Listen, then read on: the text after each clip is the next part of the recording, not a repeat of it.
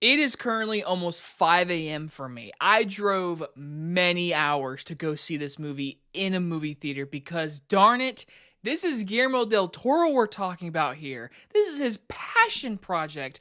I am going to go see this on the biggest screen possible because that is the way it was supposed to be.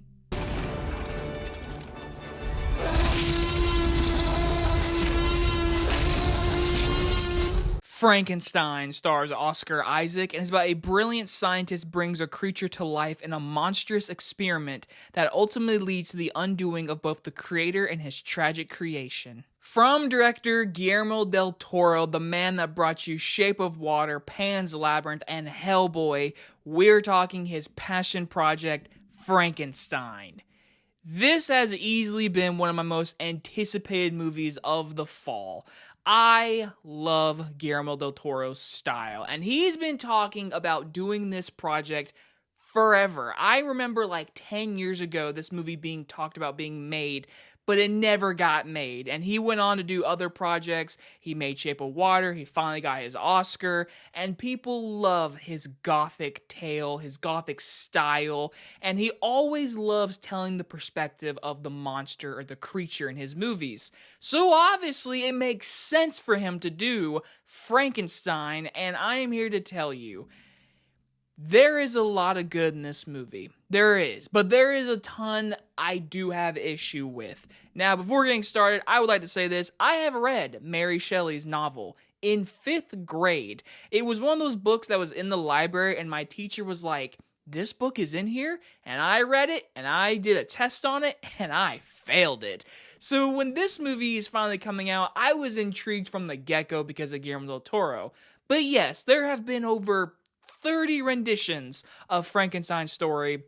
Obviously, the most famous one is Boris Karloff's from the 1930s. That is like the most iconic one in like entertainment. But if you've read the book and you know, those two things are very different in the style because the monster itself is not the way it's supposed to look in that original movie. But that is the one that is the iconic one, and I love Boris Karloff. I love that movie. But it's not the novel. And so when you go into this movie, I want you to know this is basically like Guillermo del Toro's Pinocchio. Pinocchio, which told the story of Pinocchio, but it was in the style, and there were decisions made by del Toro that changed things. And you're going to either love it or hate it. So for any Frankenstein fans out there, I just want you to know that. So that is the point of view going into this review. Now let's begin with the review. Oh my god, what a gorgeous looking movie. We knew this before it even came out. When the set photos came out, we're like, yep, best production design Oscar nomination. Go ahead, write it down. Honestly, should go ahead and win. This thing is beautiful. Seeing it in a movie theater changes so much for a movie, in my opinion. First things first, the sound design and just the scale of the movie. I did not get to see this in IMAX, which sucks in my opinion. But the thing is, when you see this in a theater, if you get a chance to, you really feel immersed into this world because that's what del Toro does. You look at all of his movies, he does have a style, that gothic feel with like Crimson Peak, whatever, Nightmare Alley, etc. His style is so just unique, and it is brought into this movie in the most beautiful way possible. I love del Toro's just direction in this movie. He takes his time with this movie. It is almost a 2.5-hour movie, and when you're watching this movie, it does follow the story of Frankenstein, especially in the first half of this movie. It delves deep into Victor Frankenstein, who Oscar Isaac plays, and I thought Oscar Isaac was just really, really good in this movie. He has many moments that you just care for his character. He even has moments that you kind of just despise him, because when he creates this monster, he becomes the father. He adopts this child, basically, and how he treats it and how he talks to this monster can make you despise him. And to me, that is the best part of this movie, taking it from the book, because when he creates this monster, it takes the form of the body parts that Jacob Elordi is playing. That, to me, is such an important aspect of the monster. This movie did it perfectly as a fan of the book. Now, again, I will say, when you have Del Toro writing this movie, he is making his movie. He is following the story of Frankenstein, but he's making creative decisions that I will say for the majority I did like. We'll get to my issues in a second, but again, I just want to make this very clear. You're walking into Del Toro's vision. But overall, the best thing about this movie, and it should be nominated for an Oscar, that is Jacob Elordi. I have always liked him. Every time I see him in a new project recently, he gets better and better as a performer, in my opinion. He is outstanding. I'm talking Best Supporting Actor nomination. If he does not get it, he is being robbed. His physical performance, his just character decision of how he says dialogue, his eyes. I mean, Jacob Elordi 100% deserves an Oscar nomination. The second half of the movie, when he becomes alive, to me, is the most engaging part of this movie. To a lot of people, it's going to be the part that isn't as boring because there's more action, there's more delving deep into the monster's lore about how his body parts are different than others, and what they do with his character and how the movie ends, I am fine with. I truly see this as a way where Del Toro is giving respect to the original Mary Shelley's novel. But he is making his movie, and I think Jacob Elordi is breathtaking. I loved his performance. I'm telling you, if he is not nominated, that is a robbery. He deserves a nomination. I would even love to see him win it, but we got to see the nominations first. So, besides our two main leads, this is where we start to get into more of my mixed negatives, I would say. When you look at Christoph Waltz character, Mia Goth's character, you got Frankenstein's brother who's married to Mia Goth, or like their fiance.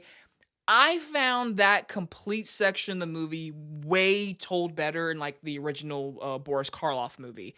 The novel really delves deep into the love aspect of Frankenstein and obviously the monster. The monster is delving into like the human world in this movie. And for what Del Toro is doing with the world itself, I feel like there is a lot more showing, not telling. And honestly, because of like, when you look at the story of the monster, I feel like in the second half of the movie, they do just tell you everything. I feel like the first half was really slow and methodical about explaining Victor's decision on making death become into life. Like, he has a reason for his father and his vision of what he can do as a scientist. That, to me, was really intriguing and really telling from the book.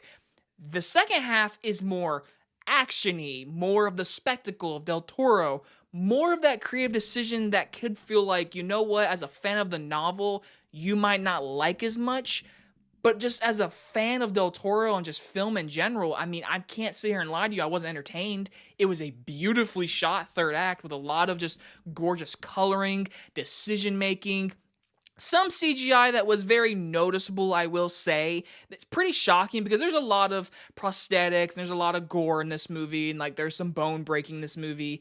Sometimes the CGI was just distracting, and that was just a little disappointing because like the makeup on Elordi is amazing. Like that is the monster. That is what the original novel was supposed to look like, or Boris Karloff.